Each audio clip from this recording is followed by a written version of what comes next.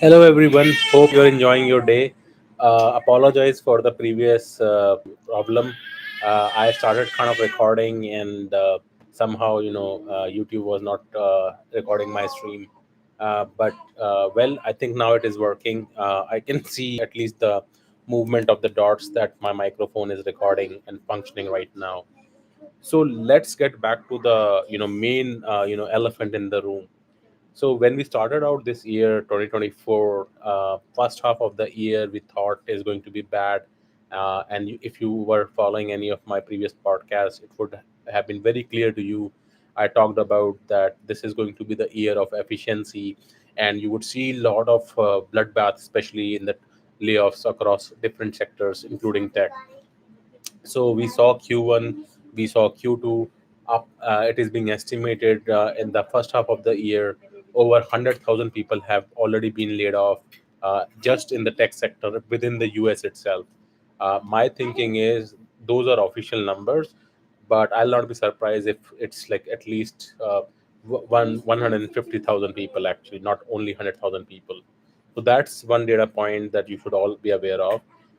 And I'm saying only in the US. So if we take worldwide, maybe it is close to 200,000 people already. Could be possible. I don't have the exact facts or numbers, but that could be the intensity of what basically you would be seeing. So I'll start out with naming some of the larger, public news about various layoffs that have happened in the past few days, especially in the July month. And we are only like on July 11th right now. So it's important to know what has happened and what could be the possible reasoning behind some of these layoffs that we have seen across different sectors, across US primarily, and also in India market. So first of all, the shocking news came from BCG, which is one of the big four consulting firms in India. They have laid off one fourth of their staff. It is being said from anywhere between 20 to 25% of their consulting team has been laid off, and this is being attributed to their work that they were doing with Tiger Global, which was very active 5 to 6 years ago. They had investments in pretty much all major startups, whether it is Flipkart or even several other like logistics startups, quick delivery startups, and things like that. It looks like Tiger Global has to mark down many of their startup investments. They're not paying off, and they're basically pulling off from the India market. And unfortunately for BCG, which is like a management strategy consulting firm, they had all their eggs in one basket, as they call it. So they did not hedge their bets very well, and almost one fourth of their staff members in consulting were basically helping out Tiger Global to do M&A, investment decisions, things along those lines. So unfortunately for them, as soon as the Tiger Global pulled out, it immediately impacted their things. So even for a like a big four consulting firm, if they cannot like hedge their bets, cannot sense what is going to happen, now you can imagine for rest of the companies who may not have those kind of forecasting and things along those lines. So technically, what I mean to say here is basically everyone is clueless. It doesn't matter you're a strategy consulting firm and you give strategies and consultation to other companies. Well, you cannot manage your own house in order as well. So that's one. And the learning here is that do not have all your eggs in one basket, or like do not have sizable chunk of your business coming from just one customer or a few customers, because once the customer pulls out, then it will have direct revenue impact on you. Second thing is primarily that Oracle is moving out of the AdTech business. So they started this couple of years ago, and they are basically completely exiting out of their AdTech business, resulting in a layoff of few hundred people actually within their AdTech business. Uh, Unfortunately, I think when companies take those kind of drastic steps, I'm not going to judge Oracle like how they could have run their ad tech business or they shouldn't have gone out. I think they would have their solid reasons why they don't want to be in ad tech business any longer. But when they were exiting, I think there are tons of ad tech companies that they could have partnered with, so that at least either they could have sold their business to them, or if not possible, then they could have had like acqui-hire kind of situations where these companies could have hired people from the ad tech business. As you would know, there are so many ad tech companies, whether it is Google or Meta or even Microsoft, Amazon, Walmart. and bunch of other startups, whether it is uh, and many media houses. They're all ad tech businesses, right? And they can definitely take in few people. Of course, that's another story, that overall the market is super bad right now. So maybe those kind of deals at this point of time would have been extremely difficult to do. But again, my thinking is that when companies are deciding such mass level layoffs or shutting down their entire business unit, they should at least explore those kind of options, either to sell their business or at least have an exit path for some of the people that they have. So next, I would like to basically share about another UKG that has basically laid off around 2,200 people. Microsoft have done another round of layoff, and it is being estimated that it is somewhere close to 1,000 or little over 1,000 people as well.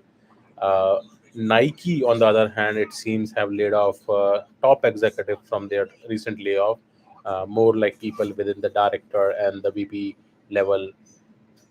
Next, Intuit, that is basically software for taxation. They have laid off almost 10% of their staff, resulting in 1,800 layoffs across the world. And as you would have seen in the previous layoffs that other tech companies and other companies had done, they would just say macroeconomic conditions or business conditions were such they had to let go of people. But here, Intuit did mention that 60% of their staff was basically not meeting the performance parameters of the company. So they are being laid off because of underperformance. Now, this sets a very bad precedent, because now this low performance tag is on the people, and when they start looking for another job, now nobody knows like who those 60% people are. And whenever they're looking for another job, it will be very hard for them to prove that. How do you basically say that what was your reasons, what was your performance and as it is, you can see that not many people are hiring at the moment. It's extremely tricky to get a job right now. So it's just like a bad time to get laid off, and then on top of that have a sign of like a negative performance. uh, and essentially, after Intuit, you see that even CNN, that's the media network, has also laid off people, and so is John Deere, which is building like farm equipment and agricultural equipment manufacturer. I think they have shut down their Waterloo unit in Canada, so all the staff members in that unit are being basically let go. Don't know exactly how many people were there, but that's what the news is. So before proceeding further, I see Vibhor Sharma has been writing something. So let me take up that comment and respond to that, and then I can continue. So I saw email from LinkedIn, hiring rapidly with several SWE openings across India. Uh, well, it's been stated that generally in the past recessions, whether it was in 2001, 2002, or in 2008, 2009, after 1 or 2 years, India saw like a spike in hiring levels because a lot of companies in the US started outsourcing. It seems exactly the same thing will happen this time around as well, but there is a very big caveat to this. The caveat here is we don't know how long the recession is going to last here in the US. And primarily, okay, I think you said Microsoft is hiring a lot of people. So yes, there are two kind of trends that are happening. Let me explain it here. So first is that we don't know, because officially in the US they have not stated that a recession has started here. According to them, everything is hunky dory. Economy is doing fine. Unemployment right now is about 4.1%, so it's definitely higher. Earlier it was only like 3.3 or 3.4%. Now it is 4.1%, so it's definitely high, but it's still not like catastrophic for the US government to say anything like that. Secondly, lot of these layoffs that are happening in the US, currently the companies have like kind of restricted their hiring right now. So even in the India market, even if you see openings out there, I don't think they are actively hiring, or they're at least very choosy at the moment. However, having said that, there is a concept of global competency centers, or GCC as they are called. So all these major corporations, mainly the big tech, like whether it is Microsoft, Amazon, Google, etc., they are basically ramping up their hiring in India. In India, they're hiring up the ramping up their hiring in India, and uh, are they hiring with full throttle right now? That remains to be seen.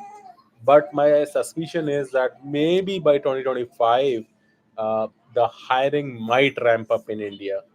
As of now, I don't think it is at the level at which it should be. So this year would be kind of wash out like how it was in 2023, because I also have another statistic that lot of fresher hiring, especially in IITs, like I'm part of the alumni networks, I have seen almost 30% of the staff, like people, students, are not getting placed at IITs actually. uh, I'm sure these guys are not from like computer science or IT backgrounds. Maybe they are from civil or textile or some other kind of engineering, because most of the people basically join the software engineering roles. So technically, in an IIT, like you have 100% placement, and then few people even have like 2 or 3 jobs. Actually, that's how IITs are supposed to be. For the last 2 years in 2023 and 2024, currently we are seeing that almost 30%, 35% people are not getting placed. That's almost one third of the people. So assume that if in IIT, if one third people are, and I'm not talking about new IITs, I'm talking about like IIT Bombay, Delhi, Chennai, those kind of IITs. Okay, so think about the rest of the colleges in India. What would happen there? You know, if IITs are leaving one third people, maybe other colleges are seeing zero, recruitments, or maybe 80-90% of them, or maybe 4/5 of the people are like having no placement, and only just handful of people, maybe 1/10 or something, are getting placed. So those two, things are going on. But I love to hear from folks who are like part of this, community, to let me know if you see something else happening in the India market, or there are a lot of hiring going on across the companies. But I do believe that by 2025, once the dust settles down in the US, we would see an uptick in hiring in India. That's at least been the case in the past two recessions. Um, but then I want to add a little bit of caveat here as well. So we have talked about this in multiple other podcasts as well, because a lot of companies have started using generative AI co-pilot tools, especially in coding, publishing, media, music, art, and authoring fields. There are chances that the new jobs that come across are not in that number that used to be the case in the previous recessions, because many of these workflows will now be automated through generative AI and co-pilots and things along those lines.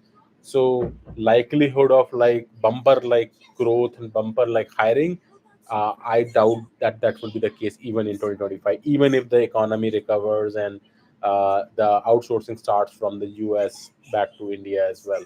So it remains to be seen, and we'll continue to monitor the situations as to what happens. Uh, so let me move back to like what's the state of the economy here in the US is. So with all these layoffs that are happening, it is being estimated that almost like 150,000 people have been laid off in the first half of the year, and out of which almost 100,000 plus are in the US alone. And our expectation was that maybe Q1, Q2 of the year, all the layoffs, etc., would have settled down. But unfortunately, even in the Q3, now we have already in July, like today is 11th of July, layoffs are just like continuing. And what I just described recently, these are the ones that are in public domain. We know about them. But then I'm also hearing there are multiple other layoffs that are happening across big tech and other tech companies, including other like manufacturing, housing, real estate companies, and all those companies. Essentially, the point is that because of so widespread layoffs, there is just too much of stress that is happening across the industry. I would also like to share another statistic here, and these are all like kind of correlated. So there is a recent like update from Realtors.com that home sales have dropped to 20-year low. Now you can imagine. So this has surpassed 2008 levels. This has surpassed, of course, the COVID levels before COVID. and we are at 20-year low. That's a very significant drop in home sales. So now the inventory of homes, both the old homes and new homes, has skyrocketed here in the US. And then the sales of homes have depleted because the interest rates still remain to be around 7% here in the US. People are losing jobs. People are losing confidence on the economy. In fact, even retailers are raising alarm bells right now. So Walmart, Amazon, Target, everybody is raising alarm bells that they're not seeing as much sales. The sales growth is not happening. So all the growth that they're seeing is due to inflation, because the prices of essential commodities and essential items have gone so up in the last after COVID, that all the revenue that they're collecting is not based upon more sales, but just because the prices of the products basically went higher. So this is not good for the economy. So retail sales are like flat or they're down. Lot of retail stores are being shut down. Like Walmart is also shutting down stores. Target is shutting down stores. Um, Kroger and Albertsons are merging, so they are also shutting down couple of stores as well. So this is happening all across the US. So that's one trend. Second trend I talked about is like the housing market is like completely being battered right now. So commercial real estate is already in doldrums actually since basically last year, but now the residential real estate is also catching up, slowing. So right now we are in the summer season here in the US, right? So we are in July. It's the peak season, because from August end and September school will start. So if any sales, any relocation, etc. needs to happen, families will make offers now. They will buy now, because summer is supposed to be the hot season. Apparently what is happening, even in summers, the homes are not being sold. They're sitting on the market. So just 1.5 2 years back, any home that would be listed on MLS here in the US would go off market in like 1 week. Like there would be multiple bids for the home and it would be gone. Now the things have started cooling down in such a fashion that if there is a home that is not perfect, like turnkey, wherein you can just move in with your bags, you don't have to do anything, unless the home is in that criteria and it is in a very good neighborhood, that those homes are not selling. They're sitting for like several weeks, even months now. And people has to do like price cuts on those homes. So this was not happening for last 3 to 4 years. So first time after like COVID, we are seeing price cuts, home sitting for more than a week, like even going on to like 3 4 weeks or like more than a month and not selling. And in on top of it, in summer season you never saw that actually. So if it continues the way it is going right now, and we complete the month of July, we hardly have just one more month left, that is August. So if even August goes like that, the whole housing market will basically crash, because they wouldn't have sold any homes, or very minimal homes would have been sold. This will result into basically a very big housing depression. So you will see mounting flow foreclosures, you will see defaults, short sales. I think second half of this year, especially Q3, when it starts, we will start seeing completely different kind of a ball game. So for the past 2 years, everyone was predicting like a recession and housing crisis and housing downturn, etc. So it kept on pending, got pending, pending, pending. Now we are in 2024. All the indicators right now are suggesting that basically housing is going to get tumbled completely, especially the real estate on the residential side of things. So again, nobody knows. This is what people are saying, this is what the indicators are showing. Unless it happens, we don't know. But what we know for now is that we are at inventory levels are at least 4 year high right now across the US. Number of home sales have dipped to 20-year low at this point of time. Mortgage rates still remain extremely high, so this is going to be a challenging time for people. Fed has not cut the interest rates. They are saying that there might be two interest rate cuts towards the end of the year, but first interest rate will get cut probably after a couple of months, maybe 2 to 3 months. By that time, the summer time would have already basically been over. So it would be a very very tough time for the overall economy. Having said that, what is also happening is lot of these contractors who are building these newer homes, like remodeling your homes and things like that, they are not finding jobs right now. So even the manufacturing companies who are building like window panels and housing supplies, etc., are raising alarm bells as well. They are seeing lot less, inventory move out. So recently, even Lowe's and Home Depot also announced that their sales have actually gone down, and it's a very very bad timing. So if you see Home Depot and Lowe's, they sell like supplies for home construction and this allied areas, right? So they are already signaling that we are not able to sell product.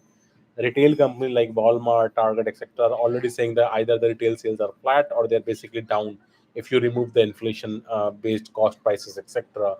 And then you see layoffs across sectors, right? So I talked about manufacturing companies, I talked about tech companies, we talked about banking.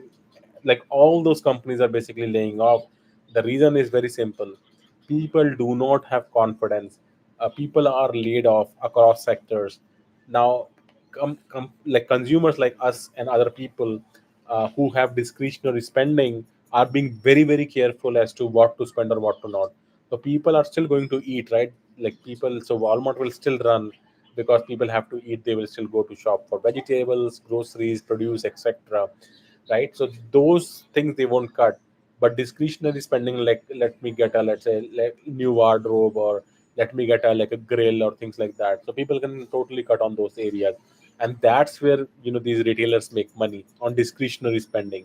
So next couple of months, especially to second half of this year, is going to be a turning point, because finally I think even the US elections are coming along. Maybe that is why they are not declaring any kind of recession, etc. But as soon as I think the new government comes in, they will acknowledge the fact that the previous government actually did recession. They caused the recession, and now they are going to come and fix it up. But that's how it always happens, right? So if the same government comes again, and the Democratic Party wins and takes office in January 2025, uh, they may actually still prolong it, because they will say, oh, there is no recession, everything is fine, we are just going to provide more stimulus and things like that. But if Trump wins, which is the Republican Party, they can put the blame on Biden, saying that their policies caused the recession, and it is behind our back. Now the new government has come and they'll fix it and take it forward. Politics is always about like name calling and putting blame on others, right? They don't have any accountability, whether it is in the US or in India. It's kind of the same thing. So that is going to happen. So it will be interesting to see how things are. But there are a couple of salient points that I want to point out here that is different from the previous recessions that we have seen, whether it was in the 2001 bubble burst in the tech industry, or the great financial meltdown that we saw in 2008.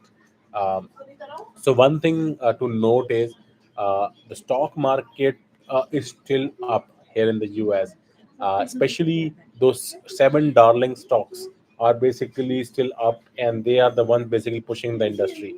So you have Nvidia, Tesla, Meta, Apple, Amazon, Microsoft, and Google. So these are the seven, darling stocks.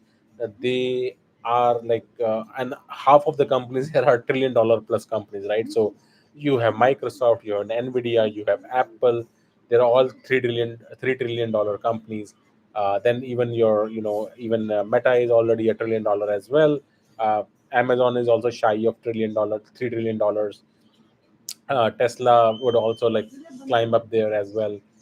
So you have like Microsoft, Google, Apple, and Nvidia, pretty much $3 trillion companies, and even others are like around $2 trillion plus. So these companies have outsized impact on the overall stock market, and their stocks continues to do well, right? So I just recently saw like Microsoft. I mean to say, Meta is already like 520, 530 ish kind of something. Even Amazon, I think, was already around 200. So they are doing incredibly well. On the other hand, even with posting enough profits and that stock doing very well, they're still basically aggressively firing people.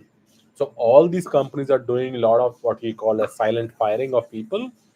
They have aggressive PIP quotas, which means that each manager in these companies would be given like 5% quota or 10% quota. That no matter what, you have to get rid of these 5% people or 10% people. So it is just like those sacred games kind of thing. The politics is going to play like pretty bad across corporate sector, because they have got diktats from their leadership to get rid of people, and that is happening.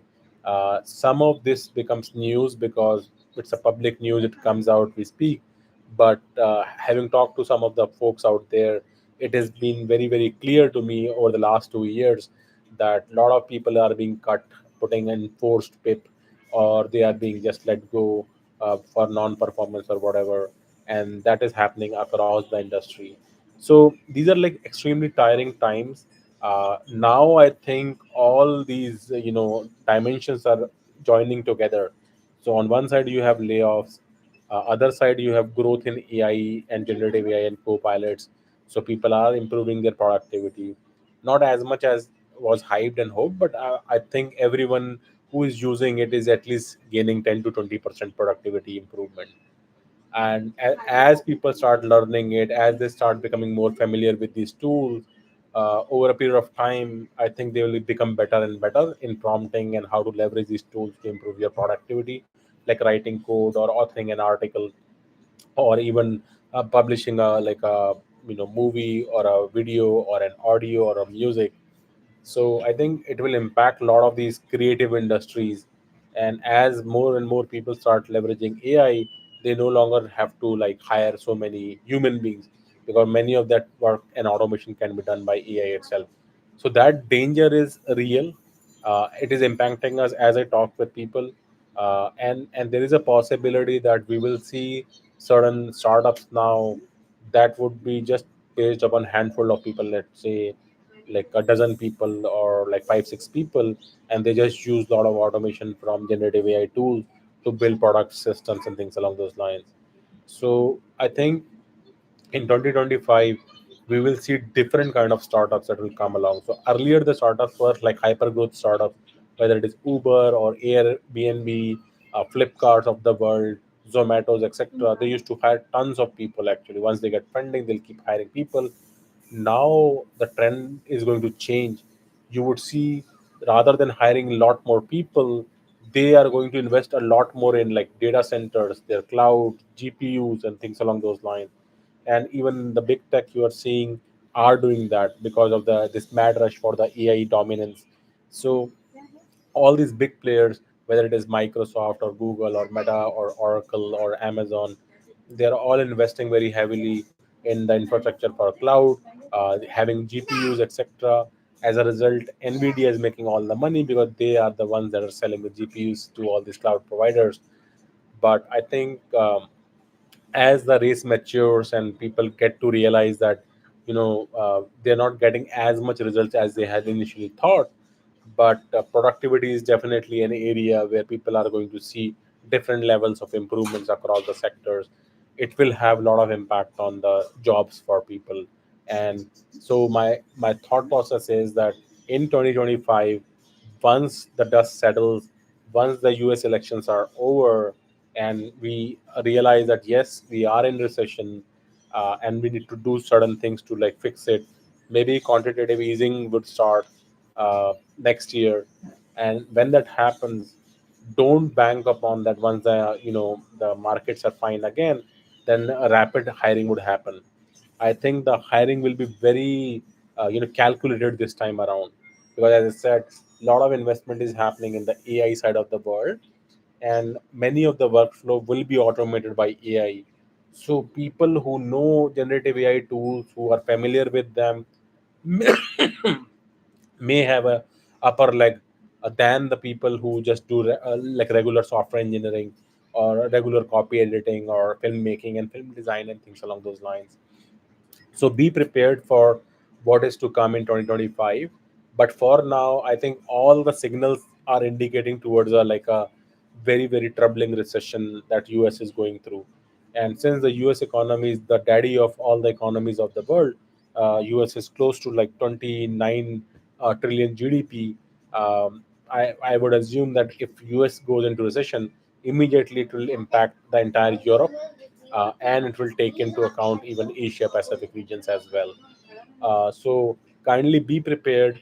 Do not do any discretionary spending. Conserve your cash, because that is going to be the king. Do not invest in like assets such as car or real estate, etc., especially if you are in the US market, because there are going to be opportunities. As I talked about, a lot of homes are not selling, and lot of like foreclosures and short sales, etc., is going to happen.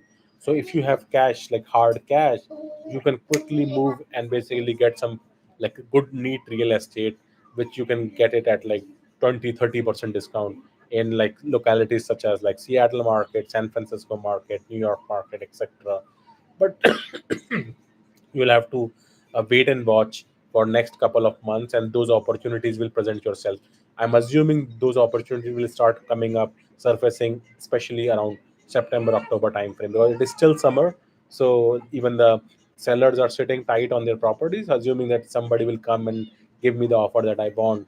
But if they're unable to sell throughout the summer, then it will become like downfall, like a very big spiral from there. So if any one of you are interested in like real estate, if you have money, then those opportunities will present themselves around like once like July and August is over, and in September you may start seeing those opportunities, September October time frame. So like conserve your cash right now. Don't give in to like it is summertime, like US at least have a lot of parks, national parks and things like that. So go enjoy the US national parks, go on the beaches and all, enjoy your time there. But do not spend money on discretionary spending, like buying a new car or like going on a very massive holiday, etc. Try to leverage the free resources that are available to you directly, and take care of your family, your health, etc. So with that note, I'm going to end our chapter today. I hope you enjoyed this video. Do like, share, and subscribe. Please also share your comments as to what are the other topics that you would like to discuss and hear about. And if there are any suggestions that you have, please do mention those suggestions as well. I hope you take care of your family, spend time with your loved ones, go out. As I said, it's a summer time. Enjoy the natural habitat, like the national parks, the beaches, etc. Eat good, eat healthy, and be happy. uh, this is a phase that we are going through. I'm saying it that we have, at least I personally have seen two like major recessions in my career, and in my life. And I'm sure even this will pass, and you would have other opportunities as we move on to the next year. But let me read another comment. I think Vibhor has just mentioned, any thoughts of cyclical depression due to less use of humans and more use of AI? So yes, I think the real impact of AI is remains to be seen as to how it will play out. But one fact I'm very sure that more and more industries will start adopting the generative AI co-pilots to basically help augment the productivity. So if you have like a team that requires 10 people to do a project, if their abilities are augmented through generative AI tools, and now they are like more productive by, let's say, at a very minimum like 10%, then rather than completing the project in 1 month, they can complete the project in probably in maybe, I think, 25 days, right? So that efficiency improvement that they get, it can be like passed on to the customers like by improving the efficiency. But let's say if the efficiency improvement is 20 or 30%, then they may even question, like, do we really need 10 people? Can we not do it in like maybe 8 people or 7 people? So those kind of questions will start coming in 2025 as people start seeing the results of like how the productivity of the people is improving through generative AI. So I think it remains to be seen, and each industry will have different impact. Like not everyone will have similar impact of generative AI, but technical companies who are very much closer towards generative AI will definitely have a leg up, because they have those kind of people that understand the use cases of generative AI, how to use them, etc. But the larger industry, it will take time for them to adopt it and make it part of their workflows. So I think over a period of time, it will become abundantly clear as to what the real impacts of generative AI has been, and what productivity improvements we have seen across different industries. But I think at a very minimum, 10 to 15% improvement would be there for anyone who uses these generative AI tools. So that itself is quite worrisome for the overall, you know, leveraging of human beings, because if companies start cutting out even 10 to 15% of their staff members, that is going to create a lot of unemployment for people, even if the majority people are still employed by those companies. I'm happy to answer any other questions if anyone has, but if not, then I like to sign out for today. Enjoy your time. Again, I'm going to say it is summertime, so spend time with your family, loved ones, eat right, be healthy, exercise right, go out for jogs or walks, go to the national parks, to the zoos, or even the beaches, etc., and enjoy your time. Please do share, like, and subscribe, and talk to you soon on another topic. Till then, take care. Have a nice day. Bye.